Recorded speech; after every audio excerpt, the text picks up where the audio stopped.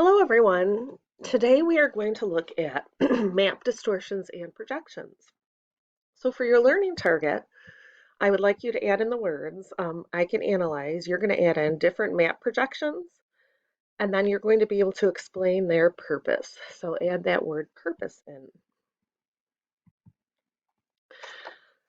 All right, so let's take a look at the globe.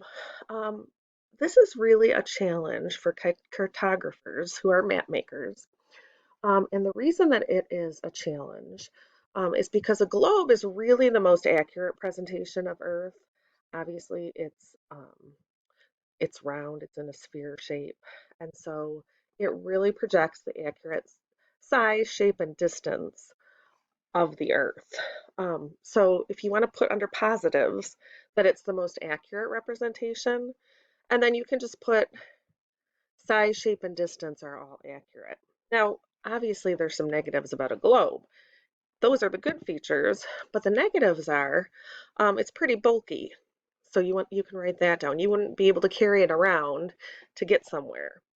Globes can also be expensive, and then their scale is really too large of a scale because it's an entire Earth scale to show detail. So if you wanted to get directions, let's say from Hillside um, down to Kroger's in Plymouth, that Earth scale is really too large for that. So let's take a look at, I want you to just think about actually, what kind of problems might happen when we try to make the globe flat? So if you think about unrolling it and making it flat, just think for a minute what kinds of problems there might be. Okay, so what gets distorted on maps? Well, a few things. First of all, the shapes of things. So land and water areas might not look the same shape when you flatten out the globe. Also, the relative sizes of land and water areas. When you flatten it out, some pieces of land might get bigger, some pieces might get smaller. Same thing with the water, just because of how you have to stretch things.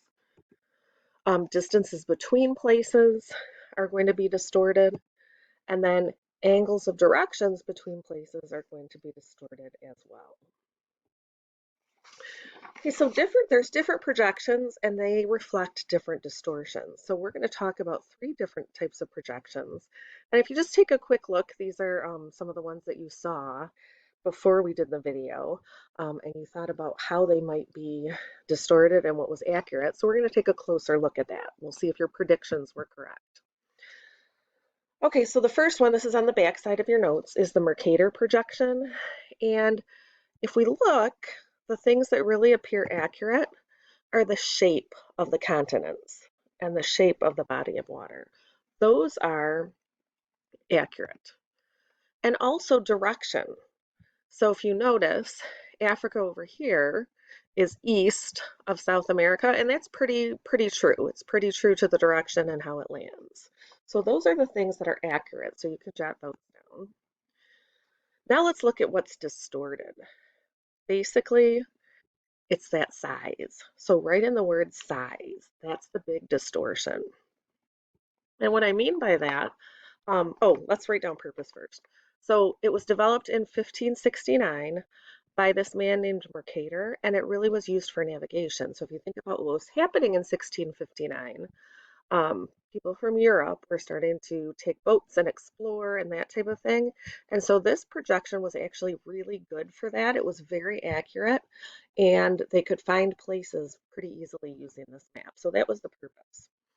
All right, let's just jump back for a minute to size. And that's the big problem with the Mercator projection. So if we look at Africa compared to Greenland up here, so Africa's down here and then we've got Greenland. Greenland is 800,000 square miles large. Africa is 11.6 million square miles, so much bigger, probably like 10 times bigger, right? But they look almost the same size on this Mercator projection. So that's where the size is distorted. Also Europe, if we look at Europe over here, which is 3.8 million square miles, and then South America is 9.9, and they kind of look about the same size, but they're not. South America is bigger, a little more than probably about 2.5 times bigger. All right, we're going to move on to another projection. So this one is called the Gall-Peters projection. Um, and let's take a look again at what appears accurate. So on this one, the size. So comparative size, if we look at Greenland, it does look much smaller than Africa over here. If we look Europe, it looks like we could fit about 2.5 Europes into South America. So the size is pretty darn accurate. Now, what appears distorted? Well, I think you can tell by looking, it's the shape, right? So you can put down shape. And then the purpose, it was to portray the size of continents in relation to each other more accurately. So that was the big purpose of this. And one of the developers was named Arno Peters. You don't need to write that down, but just know that that's where these names of these maps are coming from. So let's take a look at this quote, and I just want you to stop and reflect for a minute, and I want you to think if you agree or disagree with this quote and just explain why. So just do a short little thing. So it says the Peters map is somewhat reminiscent of a wet, ragged, long winter underwear hung out to dry on the Arctic Circle. So here's the Arctic Circle up here. They're saying it looks like this long underwear is just wet and hanging out to dry. What do you think about that? Agree or disagree? And explain. So pause the video and just take a minute to do that. Okay, now we're going to take a look at the Robinson projection. So this is on the next page of your notes. So what's accurate about this one, a third projection? Well, for this one, the shape is really quite accurate. The size compared to the other continents are quite accurate. And then what appears distorted? Oops. Well, direction is a little bit distorted, so it's not super accurate for navigation. And then the land and water areas up here near the poles, those are a bit distorted. So the middle part is fairly good. The upper parts are the ones that are distorted. Now, this was developed in 1963, just to try and provide that balance between size and shape. And shockingly, it was Arthur Robinson. Again, you don't need to know that, but it's just named after the person who did this. So just trying to get it closer and closer to what the globe might look like. All right, and then we've got Antarctica. So we've got these three projections. But if we look, here's Antarctica down here on this Gall-Peter one. And then over here, the Mercator one. This one looks gigantic. And then here, it's sort of in between both of these on this Robinson projection. So what I'd like you to do is just take a minute and draw a quick sketch map just to see how you would draw the world and how you might draw Antarctica. So take a minute to do that right now.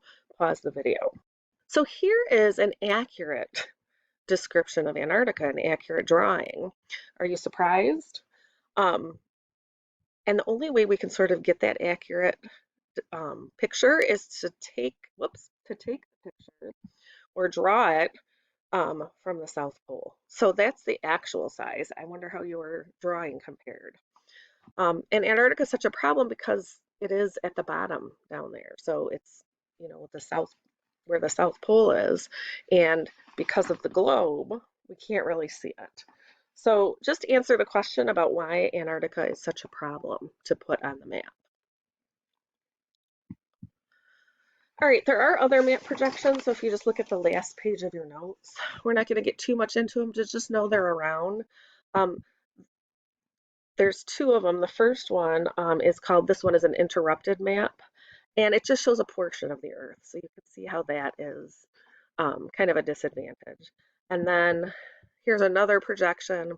Again, it kind of shows Antarctica down here, but it distorts things. So there's nothing that's really great. All right, so the cartographer's challenge, the map maker's challenge, is all of this distortion. So what I want you to do is summarize on your notes 3 reasons why people should be careful when using maps, based on what we've learned about taking the globe and trying to make it into a map. So just jot down those 3 reasons and then go show your notes to your teacher.